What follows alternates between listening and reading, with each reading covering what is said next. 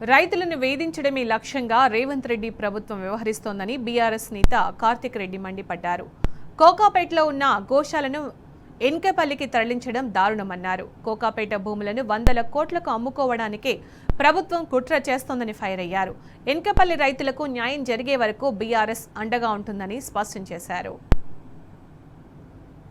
కాంగ్రెస్ ప్రభుత్వం అధికారంలోకి వచ్చినప్పటి నుంచి ఈ యొక్క సంవత్సరంన్నర పాలనలో పేదలను ఎట్లా వేధించాలి అని ఒక సింగిల్ పాయింట్ ఎజెండా తీసుకొని ప్రభుత్వం నడిపిస్తున్నట్టు మనకు అర్థమవుతుంది.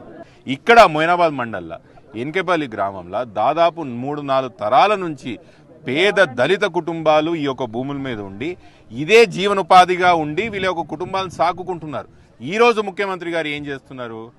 కోకాపేటలో ఉన్నవంటి ఒక గోశాలని అక్కడ ఉన్న గోశాలని ఇక్కడ షిఫ్ట్ చేసి ఆ గోశాలని వేలం వేసుకొని అమ్ముకొని ప్రభుత్వం పైసలు చేసుకోవాలన్న ఆలోచనలో ఉన్నది. ఆ యొక్క ఆలోచనలోనే ఆ యొక్క దురుద్దేశంలోనే ఈరోజు ఎన్కేపల్లి గ్రామంలో మా యొక్క పేదల భూములు లాక్కొని ఇక్కడ వాళ్ళకు భూమి ఇచ్చి అక్కడ భూమి అమ్ముకొని ప్రభుత్వం పైసలు చేసుకొని ఆలోచన చేస్తున్నారు. ముఖ్యమంత్రి గారికి పెద్దలకి ఎవరైతే అధికారం ఉన్నదో అధికారులకు నేను అడుగుతున్నా, మీరు అక్కడ డబ్బులు సంపాదిస్తున్నప్పుడు పేదలకు రావాల్సిన హక్కు ఇక్కడ కల్పిస్తే మీకు పోయేది ఏందంటా నేను. వీళ్ళు అడుగుతున్నది ఏంది? తరతరాల నుంచి మాకు ఇదే భూమి మిగిలింది, ఈ భూమే మాకు ఆధారం, ఇది తప్ప మాకు వేరేది లేదు అన్నప్పుడు వీళ్ళు అడిగిన డిమాండ్ లేనిది కూసోబెట్టి ఒప్పించుకొని అందరికీ ఒకటేసారి పట్టాలు ఇస్తారా?